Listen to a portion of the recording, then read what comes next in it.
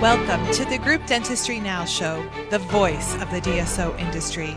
Kim Larson and Bill Newman talk to industry leaders about their challenges, successes, and the future of group dentistry. Visit groupdentistrynow.com for more DSO analysis, news, and events. Looking for a job or have a job to fill? Visit joindso.com. We hope you enjoy today's show. Hey, I'd like to welcome everyone to the Group Dentistry Now Show. I'm Bill Newman, and as always, we appreciate you listening in, whether you're listening in to us on Apple, Spotify, Google, or you happen to catch us on YouTube. We appreciate however you consume the content.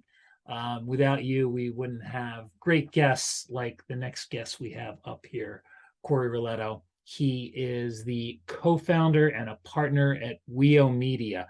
So we're going to talk all things group practice and DSO marketing today.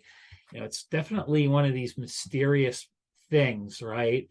Where, you know, depending on how many locations you have and where they are and what kind of patients you need and what kind of procedures you do, you know, it really is an art as well as a science. So, you know, Cory, thanks first off for being on the Group Dentistry Now Show. Appreciate you being here today. No, thank you very much for having me, Bill. So Cory has a really interesting background. I was kind of not making fun of him, but just talking a little bit before we started to record. So he has a BS in chemical engineering, and then has his MBA at the University of Washington. Also pretty cool, played D1 baseball. So, but the chemical engineering degree, which kind of threw me a little bit there. So he founded or co-founded WEO Media back in 2009. But prior to that, he had 10 years at Intel as an engineer. So somehow he transitioned from being an engineer at Intel into a lead executive role in marketing for Intel. So I'd love to hear how somebody with a engineering degree and is an engineer, right, at an organization somehow gets into marketing. Yeah, great, Bill. That's a good story. It's not normal. It's not a normal path for people. But I think it started with, you know, I was always wanting to go the engineering path. At least I thought so in high school. And then kind of when I got to college, kind of picked my direction there. Was really interested in computer chips and that whole technology around designing processors. And I found out that, you know, Intel was looking for process engineers that had chemical engineering backgrounds, along with a few other engineering degrees. So I pursued that, ended up getting lucky enough to have an internship and co-op at Intel, and then getting hired full time. And just that was a great experience for me. Worked in multiple different areas at Intel. Very data driven, very objective, like on whether you're being successful or not. Based on the data, learned a lot about statistics and how to read data and then make good decisions from data. But I always had this entrepreneurial bent, and I knew at some point in time I wanted to start my own business. And I didn't know that, you know, engineering was the right path for that. I didn't know enough about business in general. So I went back, got an MBA. And as part of that transition into my business studies, I went over to a technical marketing team at Intel, which led to a competitive marketing position in the server division. And that's where I drove a lot of strategy at Intel around some key performance indicators they had that was essential in the industry at that time. And then the lightning struck, and ended up talking to a person I went to school with, Ian McNichol, who was one of my business partners, and we decided to go off on our own, and that's how it all got started. But I often lovingly refer to the engineering to marketing move as my slow transition to the dark side. There you go. and a lot of our audience, I think, is familiar with Ian McNichol. So that's it's really cool that we actually have the other co-founder on the podcast today. So you partner up with Ian, and you find yourself in the dental industry. Has that how the marketing company started out? Was it focused on dental from the get-go? Not initially. Neither Ian, I, or a third partner, Mark, who's a software developer, came from dental. And so I think we were just looking for an industry that we could build a business in. And we actually started off with 30 different options that we come up with, narrowed that down to 6, and we tried to market and make sales in those industries. And dentists were the ones that were the most interested in what we had to say and what we had to do. We had done consulting for a few years prior to starting this business. So we knew how to put together marketing and sales programs for businesses in general. And so now we're trying to apply it to a specific industry.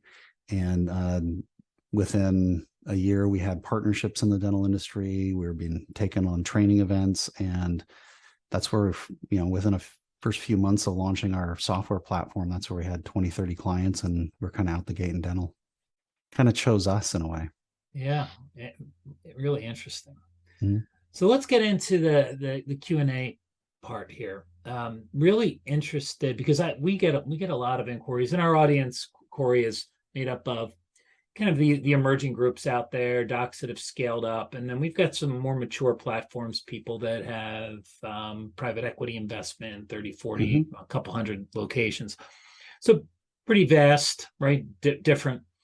So if we're starting out, give me some signs like, hey, when all of a sudden do you feel these groups need to hire a dental company? Like, what should they be looking for and say, okay, this is the point I need to hire somebody?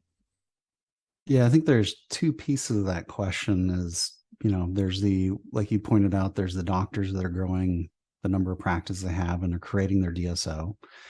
And there's they probably are working with a marketing company along the way. They're trying to transition out of the seat, probably around 3 to 4 practices, which is a really tough transition for most fledgling DSOs.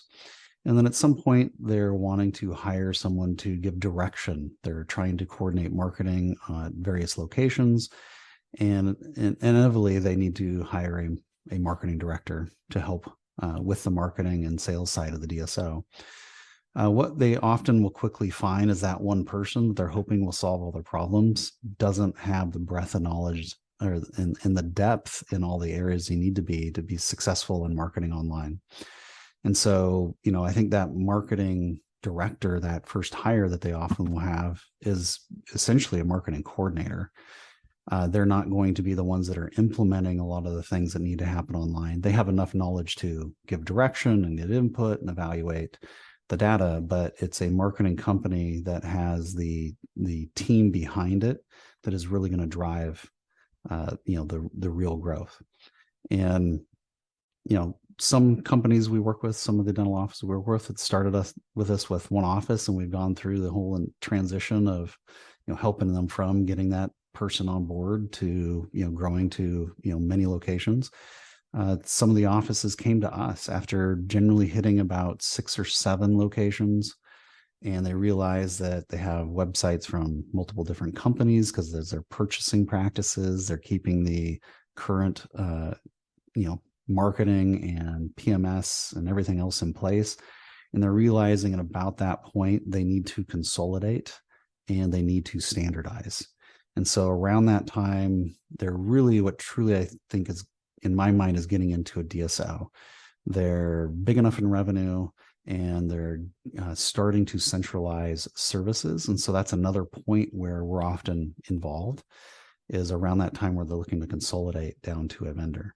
Now that period lasts oftentimes from about 6 to 7 offices up into the 20s, 30s, and sometimes beyond. But oftentimes in that period, they're looking to find a vendor, and then they find a vendor, and then they're generally sticking with that vendor as long as they continue to do a good job throughout their growth cycle. So I think there's multiple points there. We talk to PE firms that are PE-backed DSOs. We talk to individual doctors that are starting DSOs. The story is kind of the same. I think oftentimes with the PE-related firms, they initially try to hire everything in-house, and they quickly realize that it just doesn't work as well. After a few years of trying that, they often go back and look for a good marketing company.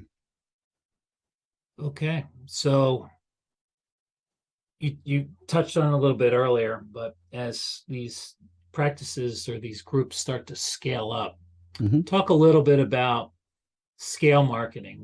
Give me some strategies there. And so we've got some groups that grow through acquisition, some that are de novo, some that are a bit of a hybrid. So are there some differences there?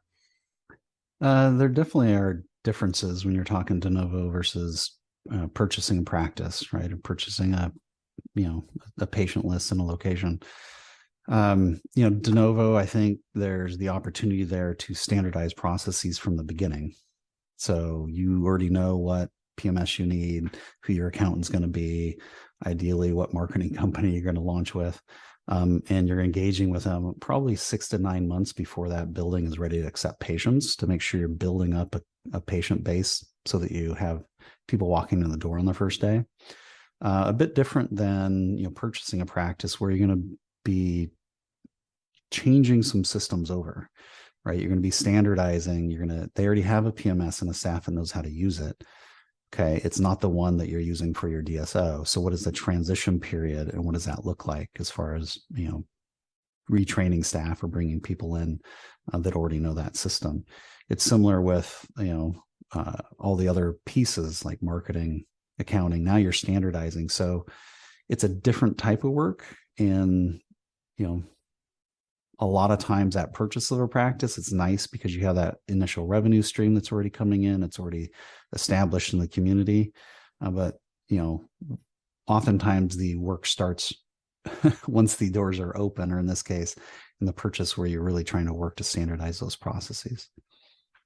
Now, if we're talking about scaling, as in adding practices and growing like patients per practice or revenue per practice, I believe that needs to really be a office by office conversation, because the types of marketing and the budgets for marketing are going to be different if you're in a big city versus whether you're in a rural city.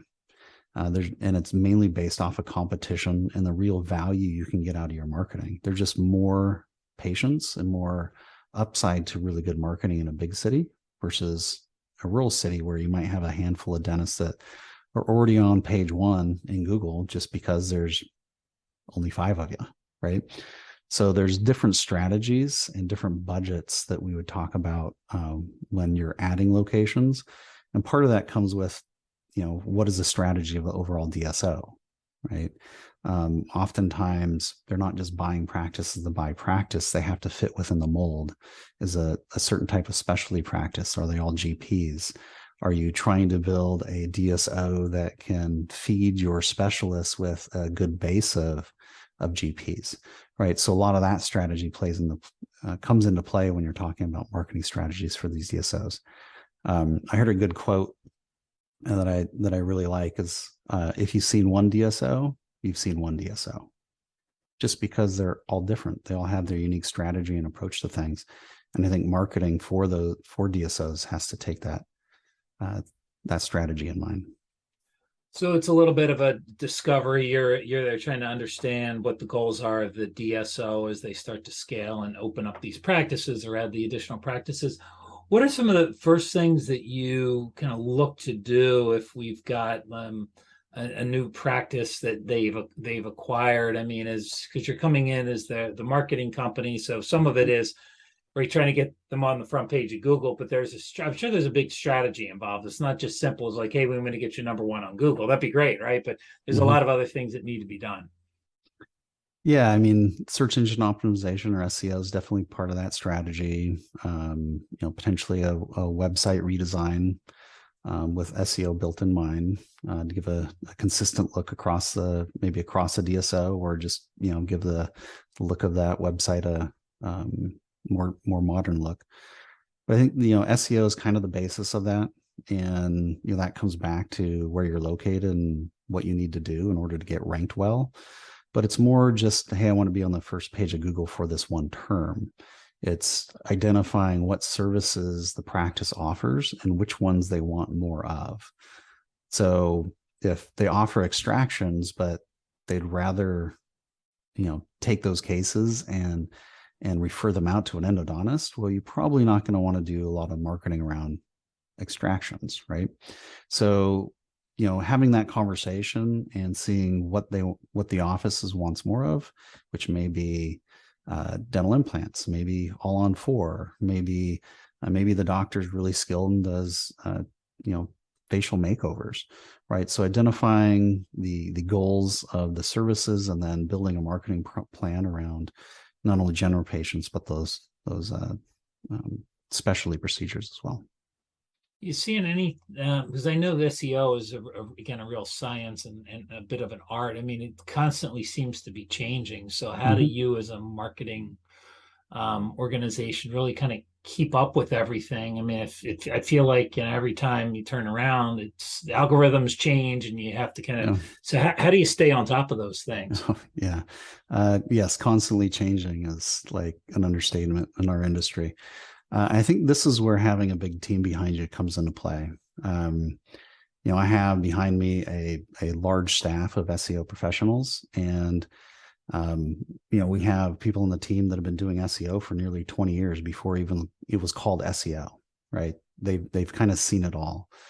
And what's cool about the team is that they really nerd out on this stuff. They follow all the different forums. They listen to the podcast. This is all the dentists listening to this podcast or listening to other dental podcasts. Imagine my team just listening to SEO and PPC podcasts all day long. Right, there you go. Or in their free time or whatever makes sense as part of their research. But they're keeping up with all the trends, and they're paying really close attention to what Google is saying. It's one thing to pay attention to the trends and react to those. It's another thing to know what Google's long-term plan is and always be marching toward that. Sometimes I see marketing companies going for the latest fad, which may work well in the short term, but eventually them and their clients get burned.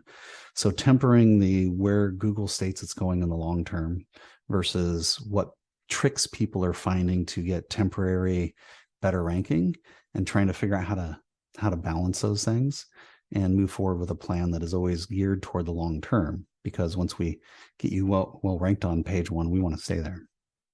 So it sounds like it'd be really difficult for someone like a marketing coordinator or even a marketing manager in-house at a DSO to be able to follow these trends and do all the other marketing functions that they have to do for a DSO, right? And not only follow the trends, but do testing, right? This is what we think is happening. Let's go test that and see if it's really true and what the impact is and how long it takes to have an impact.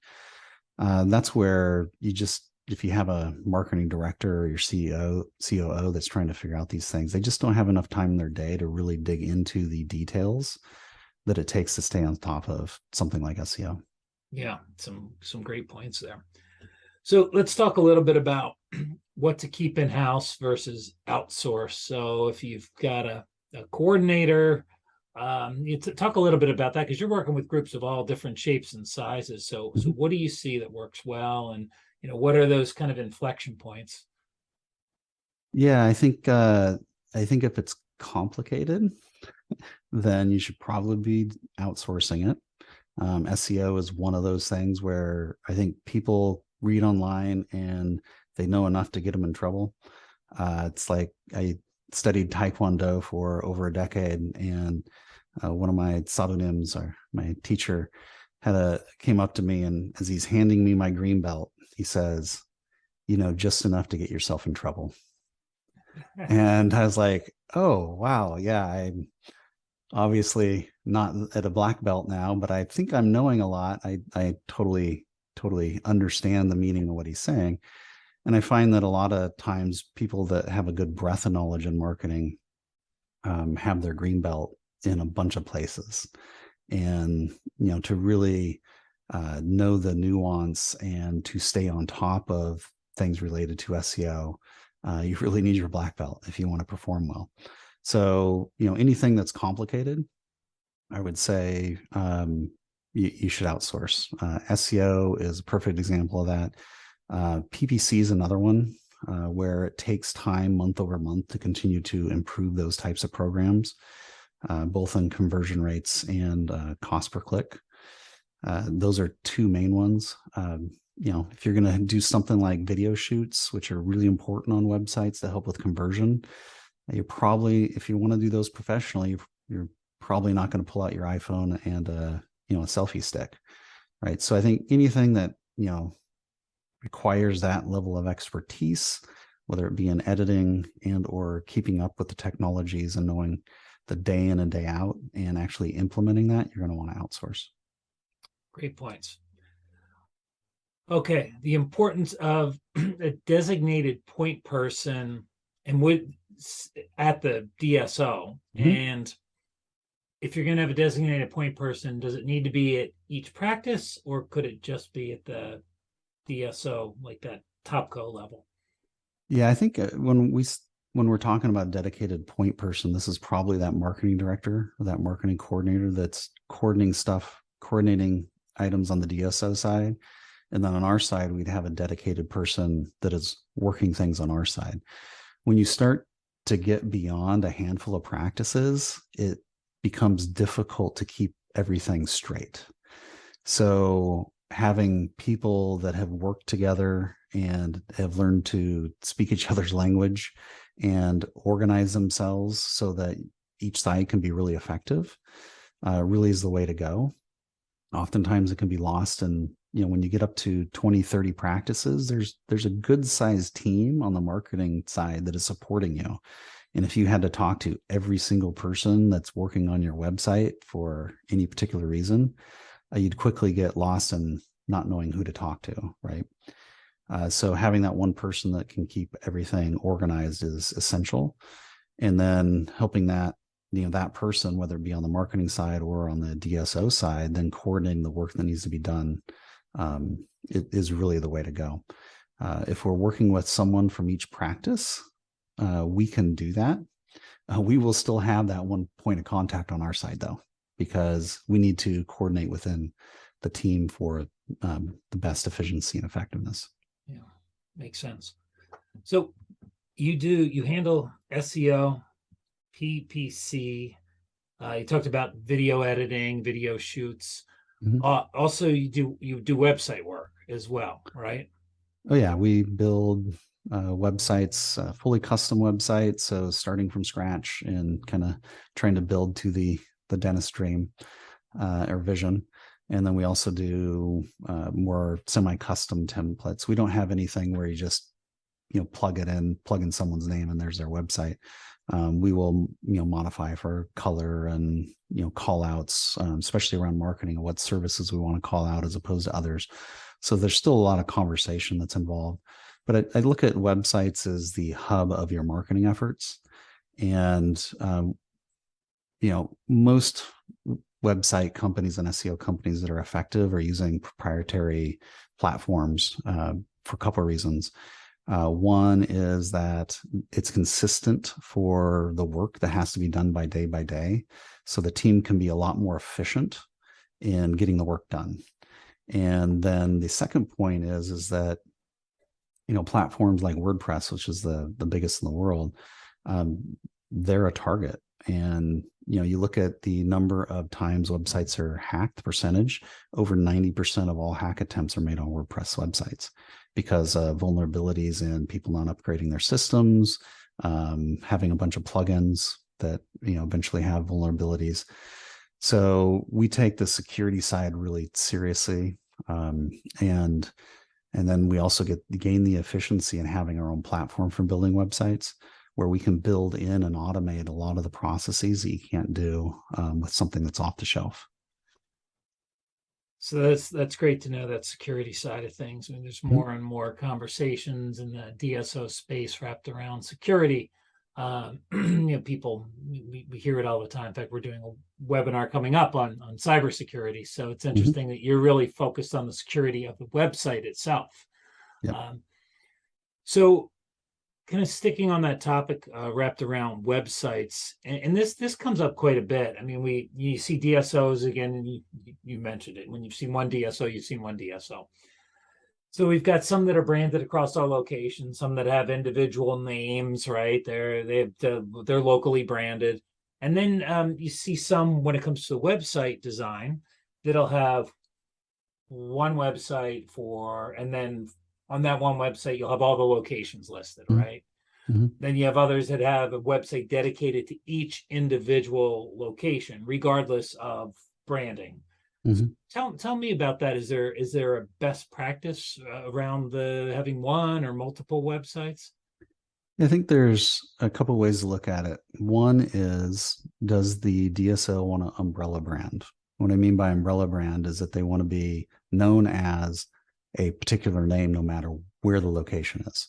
So if they want a consistent brand across all practices, then that will open up the possibility of having a single website with a bunch of what we call location pages, where you're listing out all the locations and that people have options for.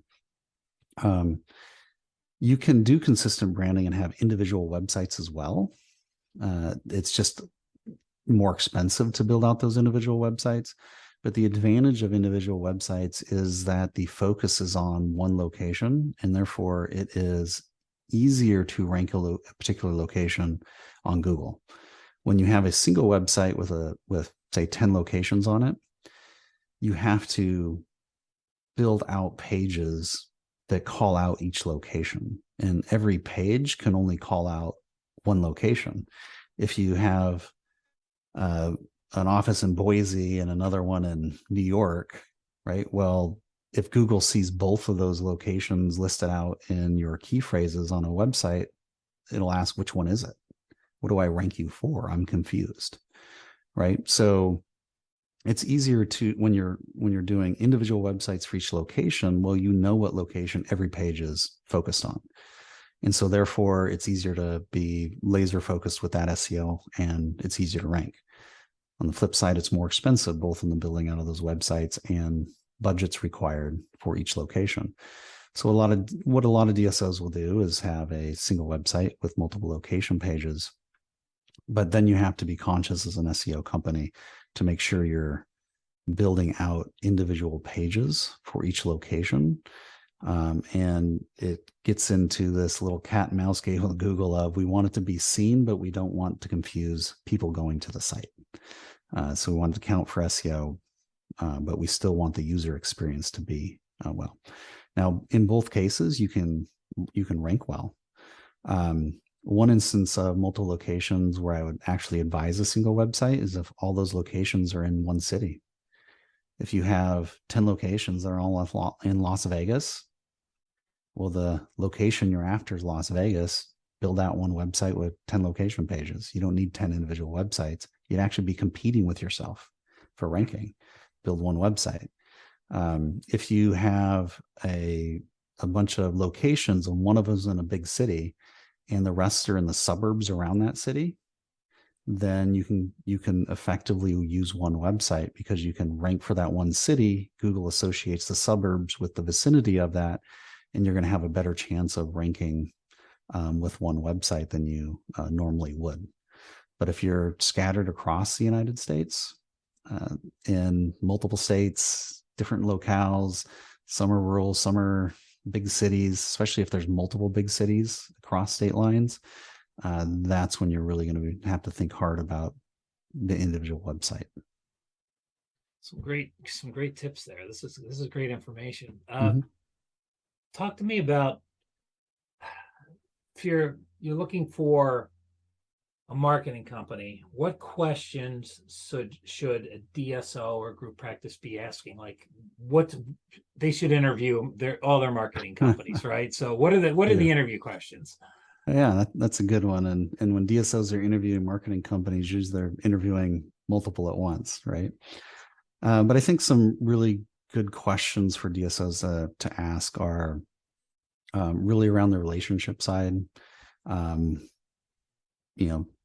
How are we going to be interacting? Am I going to have a dedicated account manager, or I'm going to be interacting with multiple people on your team, right? We talked about having the importance of having a single point of contact earlier. Their approach to marketing. A lot of companies out there are a one size fits all cookie cutter, right? Oh, if someone says, oh, how much is a website? Great. That makes sense. Well, how much is SEO going to be for each of my locations? And they go, oh yeah, we do SEO and it's $500 a month. That's a big red flag.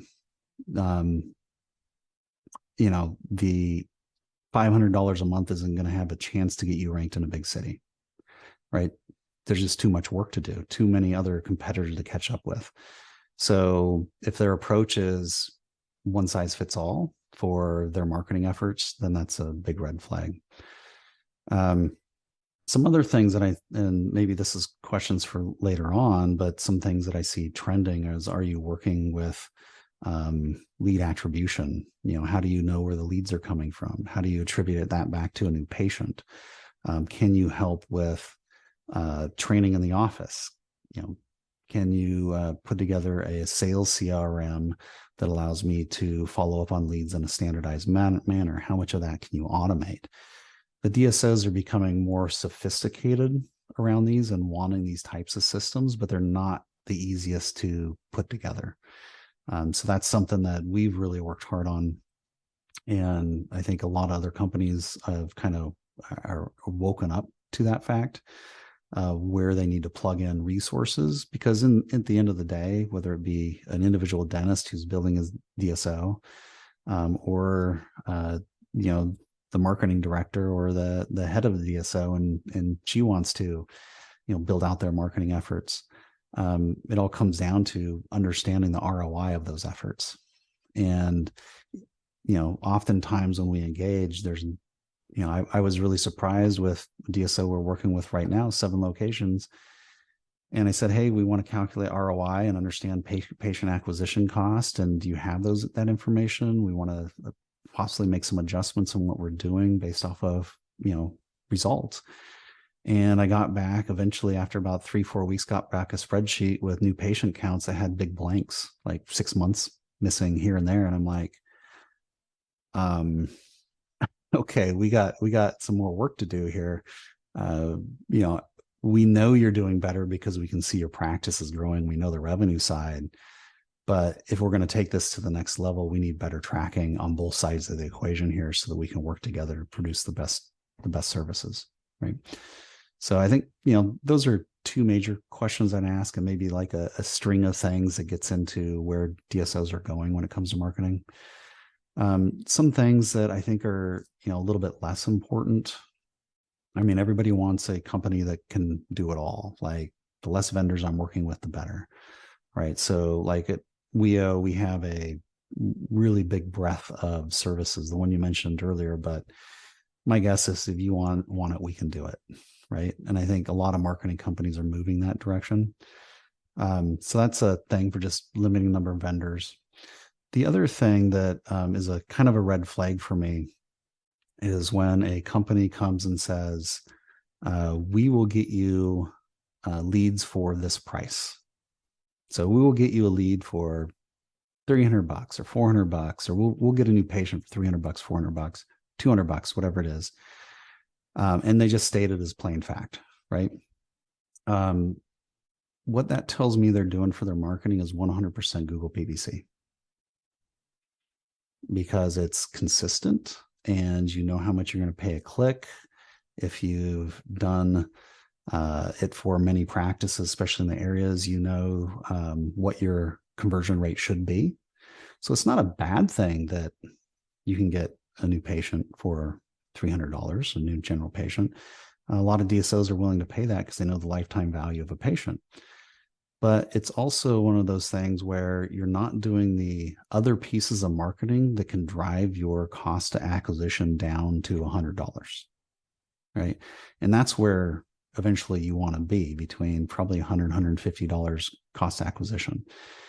And so when they say, this is what we'll do, this is how much it will cost, and it's just stated as a fact, and they come in with the big budgets, I know what they're doing. They're not putting any effort into SEO. They're doing what's easy from the beginning, and that's Google PPC.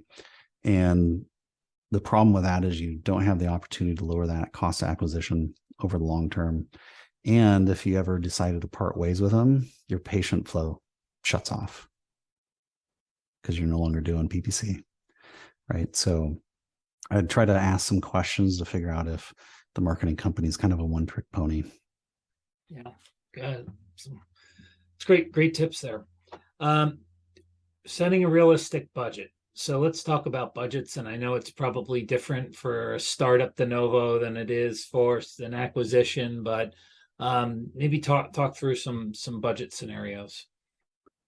Yeah. And yeah, there's lots of variations with this too. So we like to approach budget from a location by location basis, understanding where the starting point is with an office.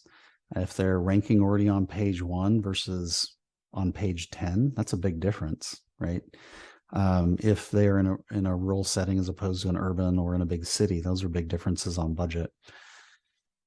In general, if you talk to anyone like Bank of America or other banks that are lending to dental practices, and they're going to recommend between a 3 to 5% of revenue is spent on marketing to ensure long-term growth. And that's not, I mean, they're doing that because they want to protect their investment, their loan, right? They want you to market. They want you out there. They want you growing. Oftentimes I don't see companies doing that, but I will say the ones that are spending, that can ferret out 7 to 10% are the ones that are killing it and everyone wants to emulate. So there's a big difference in what people spend. Sometimes we get in a conversation and, $1,000 a month sounds like a lot of money because they haven't done that much marketing before. They've had a website, they've been spending maybe $100 a month, for support and the website hosting and a few other things. They know they need to do different. So jump to, I want a website. I want a review system. I want SEO. I want some of those cool videos you have on the website, and you get into pricing all this out, and seems like a lot. And oftentimes, we all know in the business that it's not, but you can, if you're in a smaller community, have a lot smaller budget, right? Competition's less. If you're in a big city, be prepared to spend more if you really want your marketing to be effective. And that's one thing I look at when it's budget. What is realistic? I'd say it depends, right? Depends on that practice's unique situation, what has to be evaluated, and then, figuring out based off of, just the experience of working with 1,000 dental practices. Fair enough. So if you're in a big city, you're definitely going to pay more because you have to keep up with the competition or exceed the competition. Yeah, and as dentists have figured this out, they're spending more on marketing, which begets spending more on marketing. And it seems like at times I can understand from a dentist point of view where you feel like you're on a treadmill, like or the hamster wheel, right? Where you got to keep putting more and more of your budget to this to get the results you want. But at the same time, I think once you get there, oftentimes, we'll recommend a reduction in certain budget levels, because we know that if we can get you really highly ranked in SEO on the top page of Google, we know that there's a lot more clicks to be had from ranking in the top 5 than you're ever going to get spending a large budget in PPC, right? So, your long-term goal is to rank well in Google. Why? So you don't have to spend so much on PPC, right? Because you can always be at the top of the page if you want to, but that isn't necessarily the long-term goal, right? So this is something, as we're looking at results, we're looking, where ranking is, we'll make recommendations along the way to adjust budgets, and that can go up or down. Okay, so as we start to wind things down here, love for you to kind of get at your crystal ball a little bit and tell me what you think if you see any interesting trends coming down, the lane for dental marketing, and maybe just what you see, maybe some people out there, groups that are doing some interesting or creative things that, are working for them, and maybe you're helping them with them. Yeah, I think there's always the outliers. Like I see a lot of outliers when it comes to social media. So we do, everything from basic posts to working with the office to do premium posts and PPC around, paid ads with Facebook, Instagram, etc. And you're always going to see some outliers with people that are being really successful in that space. The people that I find most successful really like doing those sorts of things, right? It's tough to really build a successful social media that's really going to bring in a lot of business to the practice, unless the practice is involved and they have to like what they're doing to really be involved. Otherwise it becomes something else to do and it gets kind of shoved aside. And so it makes it really tough for us to move things forward. So, but I do see some people being successful on social media, especially around some ads, and using those to get them into a sales CRM for a standardized follow-up, to potential patients. The same thing can be used for Google.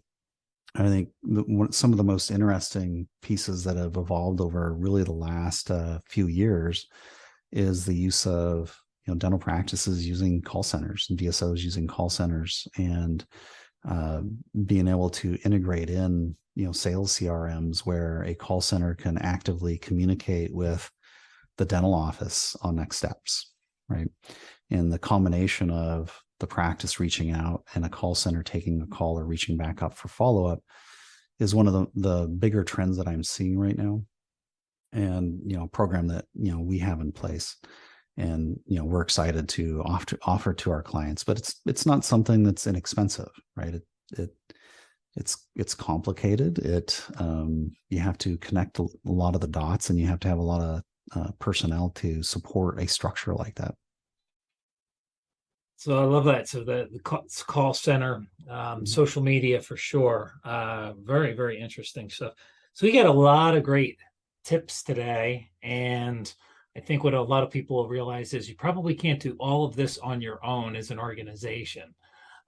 So there are people like WEO Media out there that can help out. Cory, if some of our audience group practices want to find out more, what's the best way to get in touch with you? Yeah, I think there's a couple options there. Of course, there's our website, which is weomedia.com, WEO Media. It's a good starting place. Our phone number and contact information is there. I'm always interested in talking directly to doctors too. And so, if you call, one of our numbers and just ask for Cory Roletto, I'm always available. The one I remember off the top of my head is 503-922-2120. That's actually our operation line, but I used to run the operations team for about a decade. So that's the one I have memorized. You can always reach out via email too. My email address is Cory, which is a CORY at weomedia.com. So lots of different options there. Of course, we have all the normal sales channels as well.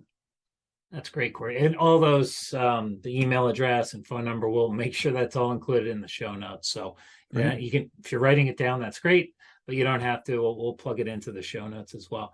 Cory Roletto from WEO Media. So again, he mentioned the URL, weomedia.com. You can find him there as well. Co-founder and partner at the organization. Thanks for being on. I think we got a ton of information from you today, and it is definitely, I always say it's like a mix of art and science. And like the DSO space in the dental industry, it's dynamic, it's constantly changing. So it's great to have an ally like Cory and his team really to kind of keep up with what's going on and really be able to help you out. So again, that's it for me. I'm Bill Newman, Group Dentistry Now Show. Thanks, Cory, for being here and sharing your wisdom and knowledge with the audience today. Oh, my pleasure, Bill. Thank you very much for having me. The Group Dentistry Now Show has listeners across North and South America, Europe, Asia, and Australia. If you like our show, subscribe today and please tell your colleagues about us.